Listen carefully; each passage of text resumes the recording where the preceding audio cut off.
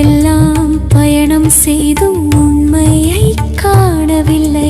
உண்மைக்காக அலைந்த நான் உன்னிடத்தில் வந்தேன் அம்மா. உறவோடு காப்பாற்றி உண்மை காட்ட வேண்டும் அம்மா. உலகம் உன் அன்புக்காக ஏங்கியே தவிக்குதம்மா. உன்னை காண மூவுலகும் துடியாய் துடிக்குதம்மா. உன் சரணம் வணங்கிட உலகெல்லாம் கொதிக்குதம்மா. உளம் இறங்கி அன்பு காட்ட தாமதம் வேண்டாமம்மா. ஓம் அமிர்தீஸ்வர நமஹ. ஓம் நம சிவாயா. ஸோ இன்னைக்கு நம்ம அருள்மொழிகள் என்ன பார்க்க போறோம் அப்படின்னா, கடற்கரையிலிருந்து நம்மளும் அம்மாவும் திரும்ப வந்ததுக்கு அப்புறம் என்ன நடக்குது அப்படின்னு பார்க்கலாம். சரியா? இப்ப கடற்கரையில இருந்து நம்ம எல்லாரும் திரும்ப வந்துட்டு அம்மா என்ன சொல்றாங்க அப்படின்னா, ஒரு மண்டபத்துக்கு போறாங்க. நம்ம தங்கி இருந்தோம் இல்லையா அந்த விடுதி, அது பக்கத்துல வந்து ஒரு மண்டபம் இருக்கு, அதாவது அந்த விடுதியோட மண்டபம் இருக்கு. அங்க போயிட்டு நம்ம எல்லாரும் அம்மா கூட சேர்ந்து பஜனை பாட்டு பாடுறோம். பாடிட்டு நம்ம எல்லாரும் என்ன பண்றோம், அங்க வந்து நிறைய பேர் அம்மா கிட்ட தரிசனம் வாங்க வராங்க. ஸோ நம்ம எல்லாரும் அந்த தரிசனத்துக்கு ஹெல்ப் பண்றோம். ஹெல்ப் பண்ணிட்டு ஒவ்வொருத்தரா அப்படியே அம்மா கிட்ட கியூல கொடுக்குறோம். அம்மா எல்லாரையும் ஹக் பண்ணி எல்லாருக்கும் தரிசனம் கொடுத்துட்டு அதுக்கப்புறம் ஒரு 9 மணி ஆயிடுச்சு. ஈவினிங் வந்து ஒரு நைட்டு வந்து ஒரு 9 மணி ஆயிடுச்சு. அதுக்கப்புறம் அம்மா என்ன பண்றாங்க, அங்கேருந்து எழுந்து நம்மளுடைய விடுதிக்கு வெளியில இருக்கிற ஒரு இடத்துல வந்து அம்மா அப்படியே உட்காந்துட்டு நம்மளெல்லாம் கூப்பிடுறாங்க. வாங்க என் செல்லங்களா, வந்து அம்மா பக்கத்தில் உட்காருங்க அப்படின்னு சொல்லிட்டு கூப்பிடுறாங்க. கூப்பிட்டுட்டு நம்ம கிட்ட கொஞ்சம் நேரம் நல்லா பேசுறாங்க. சும்மா நம்ம கிட்ட அழகா நம்ம நார்மலா பேசுவாங்களே அந்த மாதிரி பேசுறாங்க. பேசி முடிக்கும் போது நம்ம கூட்டத்துல இருந்து ஒருத்தவங்க என்ன பண்றாங்க அப்படின்னா, அம்மாவை பார்த்து ஒரு கேள்வி கேட்கிறாங்க. என்ன கேள்வி கேட்கிறாங்க அப்படின்னா, அம்மா, ஒரு மனுஷன் எப்படிமா சாதனை செய்யணும் எங்களுக்கு சொல்லுங்க, எங்களோட சாதனைகள் வந்து எப்படி இருக்கணுமா, எங்க எல்லாருக்கும் சேர்த்து சொல்லுங்கம்மா அப்படின்னு கேக்குறாங்க. அதுக்கு அம்மா சொல்றாங்க, குழந்தைகளே, சாதனை அப்படின்றது எல்லாருக்கும் ஒரே விஷயத்த நம்ம செய்ய முடியாது. இப்ப அம்மா ஒரு மெடிடேஷன் சொல்லி தரேன் அப்படின்னா அது எல்லாருக்குமே வராது. அவங்களுடைய மனப்பக்குவம், அவங்களுடைய உடல் வலிமையை பொறுத்து தான் நம்ம அதை கொடுக்க முடியும். சோ அதனால சாதனை அப்படின்றது ஒவ்வொரு பர்சனுக்கும் மாறி மாறி தான் வரும் அப்படின்னு அம்மா சொல்றாங்க. ஒவ்வொரு மனிதர்களுக்கும் ஏத்த மாதிரியான சாதனைகளை தான் அம்மா கொடுக்க முடியும். எல்லாருக்கும் சேர்த்து மொத்தமா நான் கொடுக்க முடியாது. அதுக்கு அம்மா என்ன எக்ஸாம்பிள் சொல்றாங்க அப்படின்னா, இப்போ ஒரு ஹாஸ்பிட்டல் போறோம் அப்படின்னா நோயாளிகள் பலவிதமா இருப்பாங்க. யாருக்கு எந்த டேப்லெட் கொடுக்கணுமோ அதை கொடுத்தாதான் அவங்களுக்கு அது சரியாகும். வயிறு வலின்னு வரவங்களுக்கு கால் வலி மருந்து கொடுத்தா எப்படி சரியாகும்? சோ அந்த மாதிரி அதுக்குன்னு ஒரு ட்ரீட்மெண்ட் இருக்கும் இல்லையா, அந்த மாதிரி ஒவ்வொரு ஆத்மாவுக்கும் ஏத்த சாதனைன்னு இருக்கும். அந்த சாதனையை தான் அம்மா கொடுக்க முடியும். இப்ப எக்ஸாம்பிள் என்ன சொல்லலாம் அப்படின்னா, இப்ப வந்து எனக்கு வந்து பிரேம பக்தி வருது அப்படின்னா, பிரேம பக்திக்குள்ளேயே முழுகினா மட்டும்தான் எனக்கு முக்தி கிடைக்கும். அதுதான் என்னுடைய சாதனை. இப்ப கோபியர்கள் எடுத்துக்கிட்டீங்க அப்படின்னா எந்நேரமும் கிருஷ்ணாவையே நினைச்சுக்கிட்டு இருப்பாங்க. எந்த வேலை செஞ்சாலும் கிருஷ்ணா தான் வாயில வரும். சோ அவங்க வீட்டுல இருக்கிற பாத்திரத்துல இருந்து பொருட்கள்ல இருந்து எல்லாத்துக்கும் கிருஷ்ணாவோட பேரை வச்சு கிருஷ்ணா கிருஷ்ணா தான் கூப்பிடுவாங்களே. அப்ப அது அவங்களுடைய சாதனை. ஓகேவா? பெண்கள் ஒரு குடும்பத்துல இருக்கிறவங்க, ஒரு பிரேம பக்தியில இருக்கிறவங்க இந்த மாதிரி சாதனை செஞ்சாங்க. பிரம்மச்சாரிகளா இருக்கிறவங்களுக்கு வேற ஒரு சாதனைகளா இருக்கும். என்ன மாதிரி சாதனைகள் இருக்கும்? அவங்க வந்துட்டு சேவை செய்வாங்க, பிளஸ் அவங்க வந்து மெடிடேஷன் மூலமா இறைவனை வந்து அடைவாங்க. சோ ஒவ்வொருக்கும் ஒவ்வொரு சாதனை இருக்குமே தவிர்த்து எல்லாருக்கும் நம்ம ஒரே சாதனையே அம்மாவால சொல்ல முடியாது அப்படின்னு இப்ப அவர் கேட்டார் இல்லையா, எல்லாருக்கும் சேர்த்து ஒண்ணு சொல்லுங்க. சோ எல்லாருக்கும் சேர்த்து அம்மாவால ஒண்ணு சொல்ல முடியாது. அந்த மாதிரி கிடையாது, எல்லாருக்கும் தனித்தனியா தான் நம்ம சாதனைகள் இருக்கும் அப்படின்னு அம்மா சொல்றாங்க. நம்மளுடைய லட்சியத்தை அடையணும் அப்படின்னா விடாமுயற்சியும் நம்பிக்கையும் நம்மளுக்கு கண்டிப்பா இருக்கணுமா. அவங்களுக்கு கொடுக்கப்பட்டிருக்க சாதனைகளை அவங்க தொடர்ந்து செஞ்சா மட்டும்தான் அந்த லட்சியத்தை அடைய முடியும் அப்படின்னு சொல்றாங்க. இப்ப அம்மா அதுக்கு என்ன சொல்றாங்க அப்படின்னா, முதல்ல இப்போ உன்னுடைய லட்சியம் என்ன, கடவுளை அடையணும்ன்றது. அப்போ முதல்ல கடவுளுடைய உருவத்து மேலதான் நீ கவனம் செலுத்தணும். முதல்ல கடவுள் மேல அந்த உருவத்து மேல நீ கவனம் செலுத்தும் போது உன்னை அறியாமையே உனக்கு கடவுளை ரொம்ப பிடிக்க ஆரம்பிச்சிருமா. அப்புறம் அந்த பயிற்சியில இருந்துகிட்டே அடுத்த ஸ்டேஜ்னு ஒண்ணு இருக்கான். அந்த ஸ்டேஜ் என்ன அப்படின்னா, உருவத்தை தாண்டி கடந்து செல்லணுமா. எல்லாத்தையுமே நம்ம வந்து இறைவனா பார்க்கணும். இப்ப எக்ஸாம்பிள் சொல்லணும் அப்படின்னா, இந்த விஷயத்தை தான் கோபியர்களுக்கு கிருஷ்ணர் பண்ணாரு. முதல்ல கிருஷ்ணர் தன்னை ரொம்ப அழகா காமிச்சுக்கிட்டாரு. அழகுல அப்படியே அவருடைய அழகை பார்த்து மயங்காதவங்களே இருக்க மாட்டாங்க. அப்படி வந்து அவருடைய அழகுல வந்து மயங்கிட்டோம். ஆனா கடவுள் வந்து அழகுதானா அப்படின்னு கேட்டா, இந்த உலகமே இறைவன் அப்படின்னு பார்க்கும்போது எல்லாத்துலயும் இறைவன் இருக்கிறாருன்ற போது நம்ம வெறும் அழகை மட்டும் ரசிக்க முடியாது. அருவருப்பா இருக்கக்கூடிய ஒரு விஷயத்துல கூட நம்ம இறைவனை பார்க்க கத்துக்கணும் இல்லையா? அதுதான் மனப்பக்குவம். அந்த மாதிரி முதல்ல வந்து கிருஷ்ணா வந்து ரொம்ப அழகா அவரை காட்டிட்டாரு. சோ கோபியர்களோட நல்ல லீல பண்ணிட்டாரு. யாராலையும் வந்துட்டு கிருஷ்ணா வந்து மறக்கவே முடியல. அப்படிப்பட்ட ஒரு நிலைக்கு எல்லாரும் போயிட்டாங்க. சோ எல்லாரும் அந்த கிருஷ்ணருக்கு அடிமையாயிட்டாங்கன்னு வச்சுப்போம்.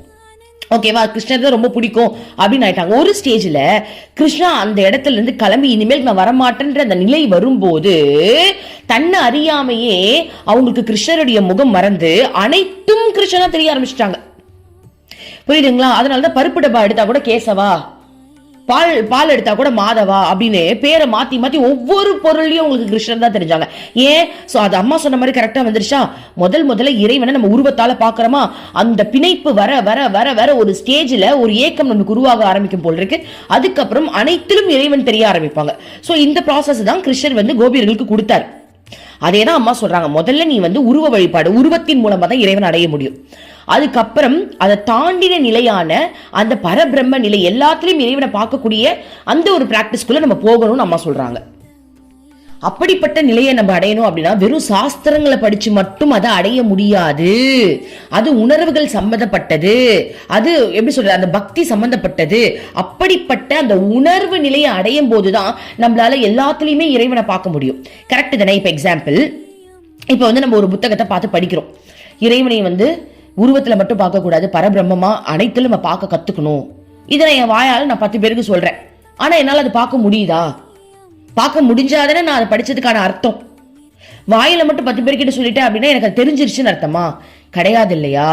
அதே மாதிரிதான் அம்மா என்ன சொல்றாங்க அப்படின்னா, வெறும் சாஸ்திரங்களை படிச்சுட்டு மட்டும் நம்ம இறைவனை அடைஞ்சிட முடியாது. சோ அந்த ஊடுருவி நம்ம வந்து இறைவனை, அந்த பரபிரம்மத்தை வந்து எல்லாத்துலயும் பாக்குறதுக்கு அந்த உணர்வு நிலை தேவைன்றாங்க. அதுதான் கோபியர்களுக்கு வந்து கிருஷ்ணா கொடுத்தாரு.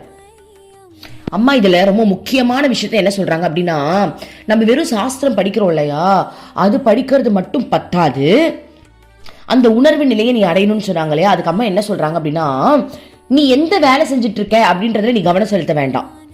நீ எந்த வேலை செஞ்சாலும் கடவுளோட இணைஞ்சு, நான் அதை வந்து கடவுளா நினைச்சுக்கிட்டோ இல்ல கடவுளோட சேர்ந்து செய்யறேன்னு நீ நினைச்சுக்கிட்டோ அந்த வேலையை நீ பண்றேன்னு வச்சுக்கோயேன், உன்னுடைய மனம் வந்து எப்படி சொல்ற, வளர்ந்துருமா, மனம் வந்து முதிர்ச்சி அடைஞ்சிரும் அப்படின்னு சொல்றாங்க. அதாவது மனம் வந்து வளர்ந்துருமா, மனசுக்கான பக்குவம் வந்து வளர்ந்துருமா.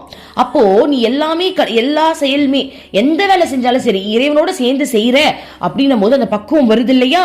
அப்போ ஒரு ஸ்டேஜ்ல யாராவது உன்னை தவறா திட்டினா கூட அந்த இடத்துல உனக்கு கோவமே வராத அளவுக்கு அனைத்தும் இறைவனா ஆட்டோமேட்டிக்கா தெரிய ஆரம்பிச்சிருமா. அதாவது ஒரு இடத்துல உட்கார்ந்து வெறும் மெடிடேஷன் மட்டும் பண்ணி நம்ம கத்துக்கிறத விட அனுபவத்தின் மூலமா நம்ம நிறைய கத்துக்க முடியும். இப்ப நம்ம எல்லாம் வந்து ஒரு குடும்ப வாழ்க்கையில இருக்கோம், வேலைக்கு போறோம், பிசினஸ் பண்றோம், ஒரு கடையில வேலை செய்யறோம் அப்படின்னா நம்ம அதுக்கு கவலைப்பட வேண்டாமா. அந்த மாதிரி சூழல்ல நம்ம இறைவனை நினைச்சுக்கிட்டே நம்ம அந்த வேலையை செய்யும் போது ஆக்சுவலி நம்மளால அளவுக்கு அதிகமான எப்படி சொல்றது, ஒரு மனப்பக்குவத்தை நம்மளால அடைய முடியும் அப்படின்னு சொல்றாங்க. அதாவது ஒரு இடத்துல உட்கார்ந்துட்டு அமைதியை பத்தி ஈஸியா பேசிடலாம், ஆனா அமைதியே இல்லாத இடத்துல போய் அமைதியா இருக்கிறது சிறப்பு அப்படின்னு ஆல்ரெடி அம்மா சொன்னாங்க இல்லையா. அந்த கான்செப்ட் தான் இதுல அம்மா சொல்றாங்க. சோ நீ எந்த வேலை வேணாலும் செய். இப்ப நீங்க எந்த வேலையில இருக்கீங்க ஒரு நிமிஷம் நினைச்சு பாருங்க. அந்த வேலையில இருந்துகிட்டே நீ இறைவனை நினைச்ச அப்படின்னா உன்னுடைய மனம் பக்குவம் அடைஞ்சிரும். அப்போ இந்த வழியில நீ பரபிரம்மத்தை எல்லாத்துலயுமே பார்க்க முடியுமா? ஆபியஸா முடியுன்றாங்க. அப்போ நமக்கு கொடுக்கப்பட்டிருக்க இந்த வேலை அனைத்தும் இறைவன் அடையறதுக்கான ஒரு வழி தானே. இப்ப சில பேர் சொல்றீங்க, நான் வந்து காலையில போறேன், நைட்டு தான் வீட்டுக்கு வர, கடவுள் நினைக்கிறதுக்கு எனக்கு டைமே இருக்க மாட்டேங்குது, கடவுளை பத்தி நான் ஒரு மெடிடேஷன் பண்றதுக்கோ இல்ல மத்த விஷயங்கள் பண்றதுக்கோ எனக்கு வந்து நேரம் வரல. ஆனா அம்மா என்ன சொல்றாங்க பாருங்க, நீ எந்த வேலை செஞ்சாலும் நீ அமைதியா ஒரு இடத்துல உட்கார்ந்து நீ மெடிடேஷன் மூலமா பண்ற இல்லையா, அதுவும் ஓகே, அது 100% உண்மை. அந்த விஷயத்துல நீ மனப்பக்குவம் அடையறதை விட ஒரு வேலையில இருந்துகிட்டே இறைவனை நினைச்சுக்கிட்டு அந்த வேலை செஞ்சு நீ அடையிற மனப்பக்குவம் வந்து உனக்கு ரொம்ப ஈஸியா கம்ஃபர்டபுளா இருக்கும் அப்படின்றதுதான் இதோட அர்த்தம். ஏன் அப்படின்னு யோசிச்சு பாருங்க. இப்ப எல்லாராலையும் மெடிடேஷன் அமைதியான இடத்துல பண்ணிட முடியும். ஆனா ஒரு சத்தம் போடுற இடத்துல கூட நான் அமைதியா இருக்க முடியும்ன்றது உண்மையான அமைதி. கரெக்ட் தானே? அப்ப யாரும் முதல்ல கவலைப்படாதீங்க, நான் வேலைக்கு போறேன், என்னால கடவுளை வந்து அதிகமா நினைக்க முடியல அப்படி யாரும் நினைக்காதீங்க. நீங்க எந்த வேலை செஞ்சாலும் இறை சிந்தனையில செய்யுங்க. எப்படி செய்யலாம்? இறைவனை கூப்பிட்டு வச்சு செய்யுங்க. கிருஷ்ணா, நானும் அப்படிதான் பண்ணுவேன். கிருஷ்ணா கிருஷ்ணா ப்ளீஸ் கிருஷ்ணா எடிட் பண்ணு கிருஷ்ணா. கிருஷ்ணா அடுத்தது என்ன பண்ணலாம் சொல்லேன் கிருஷ்ணா. கிருஷ்ணா இந்த லோகோ போடலாமா, இது நல்லா இருக்கா இல்லையா சொல்ல. ஸோ இந்த மாதிரி நான் பேசிக்கிட்டே பண்ணுவேன்.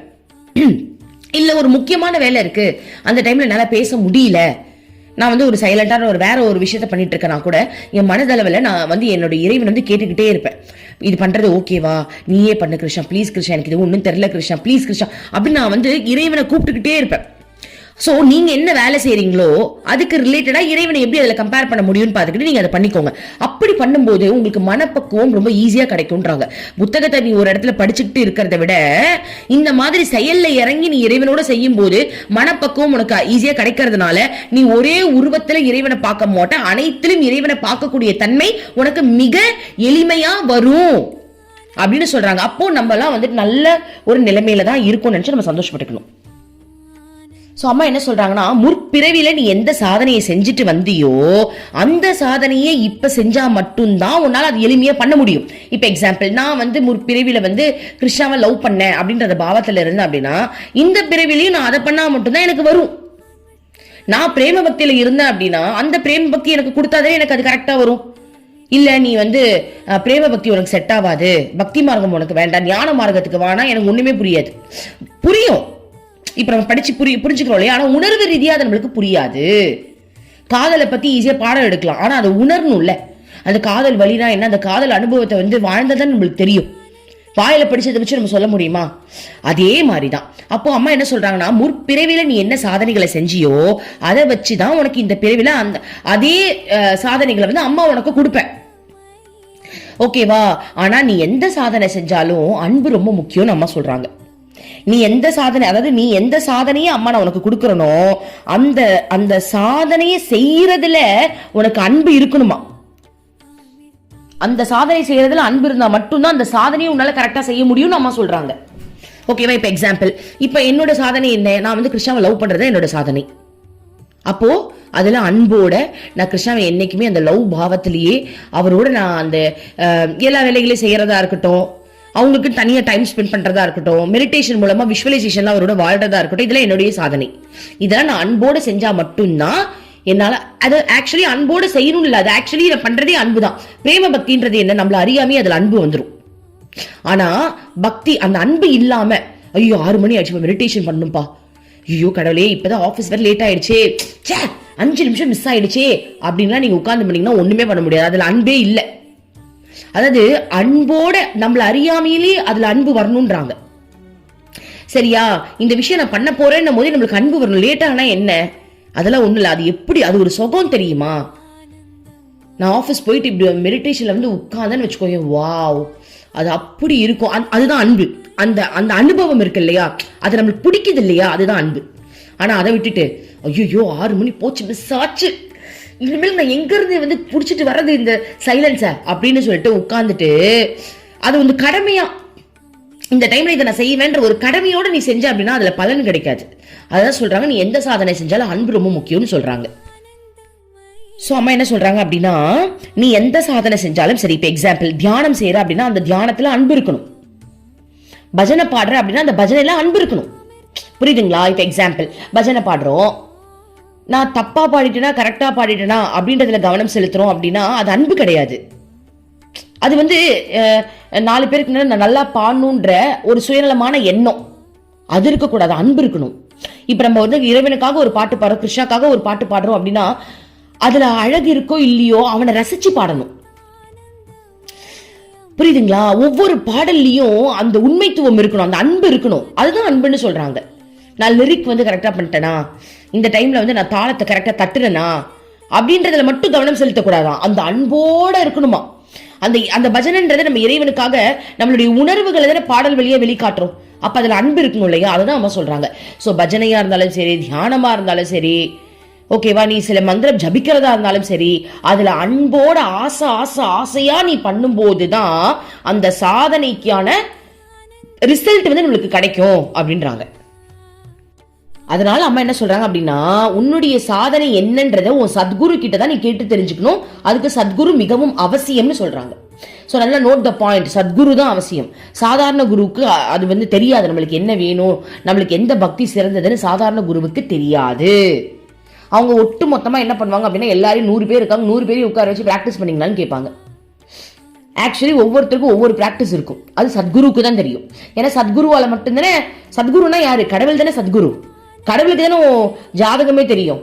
போன ஜென்மத்தில் என்ன பண்ணிட்டு இருந்த, இந்த ஜென்மத்தில் என்ன பண்ண போற, நெக்ஸ்ட் என்னவா ஆக போற, எல்லாமே நம்மளுடைய சத்குருவுக்கு தெரியும் இல்லையா? அப்ப அவங்க சொல்றது தான் நம்ம ஃபாலோ பண்ணணும். ஸோ அம்மா இதில் ரெக்கமெண்ட் பண்றாங்க, உன்னுடைய சாதனையை நீ சரியா செய்யணும் அப்படின்னா உன்னுடைய சத்குருவை நீ அணுகணும் அப்படின்னு அம்மா சொல்றாங்க. நம்மளுடைய சாதனையை பொறுத்த வரைக்கும், நம்மளுடைய லட்சியத்தை அடையிற வரைக்கும் நம்ம அதை உற்சாகமா ஃபாலோ பண்ணணும். அதுதான் ரொம்ப முக்கியம் அம்மா சொல்றாங்க. அதை நடுவில் விட்டுறக்கூடாதா. எந்த அளவுக்கு நம்ம உற்சாகமா வைராகியத்தோட அதை நம்ம ஃபாலோ பண்றோமோ அதை பொறுத்து தான் நம்மளுக்கு ரிசல்ட், நம்மளுடைய லட்சியத்தை நம்மளால அடைய முடியும், இறைவன் அடைய முடியும் அப்படின்னு அம்மா சொல்றாங்க. அம்மா என்ன சொல்றாங்கன்னா, ஆரம்ப காலத்துல உனக்குன்னு கொடுக்கப்பட்ட அந்த சாதனையை செய்யறதுல கொஞ்சம் கஷ்டமா இருக்கிற மாதிரி இருக்கும். அதுக்கப்புறம் நீ அதை தொடர்ந்து முயற்சி செஞ்சு நம்ம பண்ணணுமா. அந்த முயற்சி செய்ய செய்ய செய்ய நம்ம நிலையில இருந்து மாற்றங்கள் வரும். ஸோ என்ன சொல்றாங்கன்னா, ஆரம்ப காலத்துல நம்மளுடைய சாதனைகள் செய்ய கஷ்டமா தான் இருக்கும். ஆனா பயந்துடக்கூடாது. நம்மளுடைய சாதனையை நம்ம கண்டிப்பா கரெக்டா செய்யணும். ஓகேவா? அதை அன்போட செய்யணும். அந்த லட்சியத்தை அடைஞ்சே ஆகணுன்ற உறுதியோட செய்யணும். உற்சாகத்தை இழந்துடக்கூடாது. உற்சாகமா அந்த சாதனைகளை நம்ம வந்து கண்டினியூ பண்ணிட்டே இருக்கணும் அப்படின்னு அம்மா சொல்றாங்க. ஏன் அப்படின்னு சொல்றேன் பாருங்க. அது அம்மா சொல்றாங்க, ஏன் அப்படின்னா நம்ம இருக்கிறது மாய உலகமா. நல்ல சக்திகளை விட இங்க தீய சக்திகள் அதிகமா இருக்கு. சாதனையிலிருந்து வெளியே வரத்துக்கான வாய்ப்புகள் இங்க அதிகமா இருக்கு. அதனால நம்ம விடாப்பிடியா 100% நம்மளுடைய சாதனையில அதிக கவனம் செலுத்தணும்னு அம்மா சொல்றாங்க. எக்ஸாம்பிள், இப்போ நம்ம ஒரு மெடிடேஷன் பண்ணலான்னு போறோம்.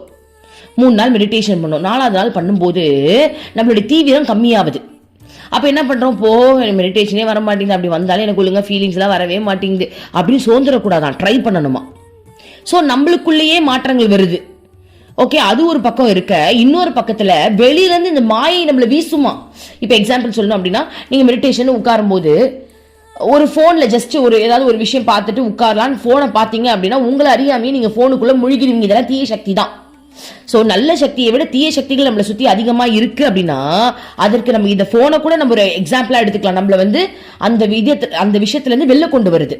கரெக்டா? இப்ப என்னோட வாழ்க்கையில் நடந்த சம்பவத்தை உங்களுக்கு சொல்றேன். அப்ப உங்களுக்கு நல்லா ஈஸியா புரியும். இப்ப பாருங்க, நான் வந்து பிரேம பக்தியில இருக்கேன், கிருஷ்ணா கூட எப்பவுமே ஹாப்பியா இருக்கேன். ஆனா என்னுடைய மாயை என்னை எப்படி திரும்ப தாக்குது. இப்ப எக்ஸாம்பிள், இப்ப என்னுடைய குரு எனக்கு ரொம்ப பிடிக்கும். கடைசியில இந்த மாயை விளையாட்டு பாருங்க, இந்த மாயையிலிருந்து என்ன வெளில எடுக்கிறதுக்கு என் குரு இந்த கர்மாவை கழிக்கிறன்ற பேர்ல எனக்கு ஏதாவது சில விஷயங்கள் பண்றாங்க. அப்ப பண்ணும்போது என்ன ஆகுது, அப்படியே என் கண்ணுக்கு வந்து என் குருவே எனக்கு வந்து சப்போர்ட் இல்ல அப்படின்ற ஒரு ஃபீல் இப்ப நம்மளுக்கே வந்துச்சு. இந்த அருள்மொழிகள் உபதேசம் மூலமா நம்மளுக்கே அந்த ஃபீல் வந்துச்சு. என்னடா இது, நம்ம குருவுக்காக உழைக்கலாம்னு நினைச்சா குருவே நம்மளுக்கு இவ்வளவு சௌகரி கொடுக்குறாங்க. குருவே வந்து என்கிட்ட வராத, என்னை பத்தி பண்ணாத, என்னை பத்தி போடாத, நம்மளுக்கு எப்படி இருக்கும்? ஏன் அம்மா அதை பண்றாங்க?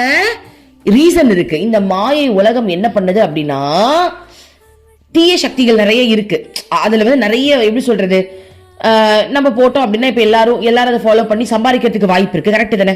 சோ அதனால அது தவறான வழியில போயிடக்கூடாது அப்படின்றதுக்காக நம்ம கிட்ட வந்து அம்மா வந்து உரிமையா சொல்றாங்க. அப்ப நம்மளுக்கு என்ன ஃபீல் ஆகுது, ஐயோ நம்மளுக்கு அம்மாக்கு நம்ம மேல அன்பில்ல போல் இருக்கு, அம்மா வந்து நம்மள வந்து இப்படி சொல்லிட்டாங்களேன்னு ஒரு வருத்தம் வருதா, ஒரு கவலை வருதா, என்னடா இது வேணான்னு சொல்லிட்டாங்களே அப்படின்னு ஒரு ஃபீலிங்ஸ் வருதா. அப்ப என்ன ஆகுது, அந்த பிரேம பக்தியில நம்ம வெளில வந்துடக்கூடாது. பாருங்க, மாயை நம்ம அந்த மாயிலிருந்து காப்பாத்துறதுக்கு தான் இப்பெல்லாம் ஒரு விஷயம் நடக்குது. ஆனாலும் நம்ம கண்ணுக்கு எப்படி தெரியுது பாருங்க.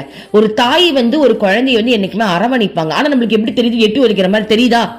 அந்த மாயை எப்படி வலிமை வாய்ந்தது பாருங்க. நம்ம கண்ணுக்கு வந்து ஏதோ நம்மளுக்கு தவறா நடக்கிற மாதிரியே ஒரு ஃபீல் கொடுக்குதா. ஆனாலும் உன்னுடைய பிரேம பக்தியை நீ விட்டுறக்கூடாது. சோ மாயை எந்த விதத்துல வேணாலும் உங்களை தூக்கி எறியறதுக்கு அவ்வளோ வாய்ப்புகளை கிரியேட் பண்ணிக்கிட்டே இருக்கும். சக்தி வாய்ந்தது இந்த மாயை. அந்த மாயை நம்ம குரு வந்து நமக்காக தான் செய்யறாங்க, நமக்கு தெரியும். ஆனாலும் அந்த மாயை என்ன பண்ணும் அப்படின்னா, நம்ம கண்ணுக்கு நேரா நம்ம எப்படி சொல்றது, எல்லாத்தையுமே உனக்கு ஒண்ணுமே இல்லைன்ற மாதிரி நம்மளுக்கு ஒரு ஃபீலை கிரியேட் பண்ணிடும். ஸோ அந்த மாதிரி ஃபீலுக்குலாம் நம்ம உள்ள போகாம நம்ம என்ன பண்ணணும் அப்படின்னா, நம்மளுடைய சாதனையை தொடர்ந்து செய்யணும். அப்படின்னு அம்மா சொல்றாங்க. அதுக்காக நீ விட்டுறாத, உன் பிரேம பக்தியை நீ எப்பவுமே காட்டிட்டே இருக்கணும். ஸோ கிருஷ்ணாவை பிடிச்சிக்கோ, குருவை பிடிச்சிக்கோ, அந்த இடத்துல இருந்து நம்ம வெளில வந்துடவே கூடாது. இந்த மாயை வந்து அவங்களே கெட்டவங்கன்னு கூட நம்ம கிட்ட காட்டும், ஆனா அதுல நீ மயங்கிடாத, அதுல நீ சிக்கிடாத, உன்னை உள்ள தள்ளுறதுக்கு எத்தனையோ வழிகள் இங்க இருக்கு. அதனாலதான் அம்மா சொல்றாங்க இங்க நல்ல சக்தியை விட தீய சக்திகள் அதிகமா இருக்குன்றாங்க. ரீசன் என்ன அப்படின்னா, நம்மளுடைய மைண்டு டக்கு டக்கு டக்கு டக்குன்னு டைவர்ட் ஆகுது. வெளில இருந்து வரணும்னு அவசியம் இல்லை, நம்ம மனசே நம்மளுடைய மைண்டே ஒரு மிகப்பெரிய தீய சக்தியில தான் இருக்கு. அதாவது எப்படி சொல்றோம் அப்படின்னா, நல்லது நினைக்கும், திடீர்னு இப்படின்றதுக்குள்ள கெட்டது நினைக்கும். அது ஆமாவா இல்லையா? மனமே அவ்வளவு பெரிய போராட்டத்துல தான் இருக்கு. அதனால அம்மா சொல்றாங்க, இந்த மாதிரி சூழ்நிலையில கூட உன்னுடைய சாதனைகளை நீ விட்டுறக்கூடாது, தொடர்ந்து உற்சாகமா செய்யணும் அப்படின்னு அம்மா சொல்றாங்க. இந்த மாதிரி நீ சாதனையை விடாம செஞ்சுக்கிட்டே இருந்த, ஓகேவா? இப்ப கிருஷ்ணாவே என்ன வந்து பழி வாங்குற மாதிரி ஒரு சீன் வருது அப்படின்னா, நான் விட்டுறக்கூடாது கிருஷ்ணாவை. சரி இப்போ பழி வாங்க போ, நான் செஞ்ச கருமாக்குன்னு எனக்கு தண்டனை கொடுக்குறேன் அப்படின்னு நினைச்சிட்டு எல்லாத்தையும் தூக்கி போட்டு நம்ம எப்பவும் போல கிருஷ்ணா கூட இருக்கணும்.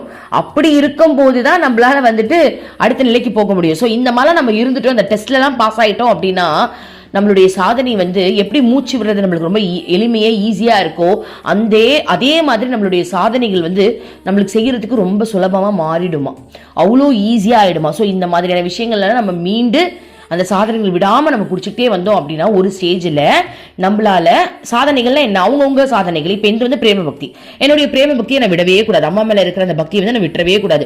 எப்படி அம்மாவே எட்டி உதைச்சாலும் நம்ம வந்து பிடிச்சிக்கிட்டே இருக்கோம் இல்லையா அம்மாவை கால.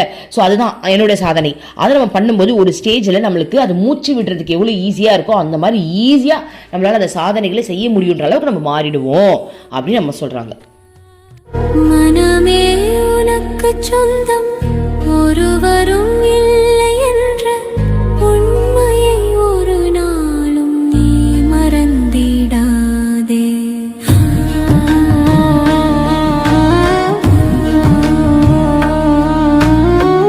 அர்த்தமற்ற கர்மங்களை செய்து கொண்டே சம்சாரத்தில் பயனின்றி நீயும் வீணாய் அலைகின்றாயே. காயமது மாயமதனை சவம் என்று உணர்ந்து கொண்டு சத்தியத்தை அறிந்திட நாம் வழி தேடுவோம்.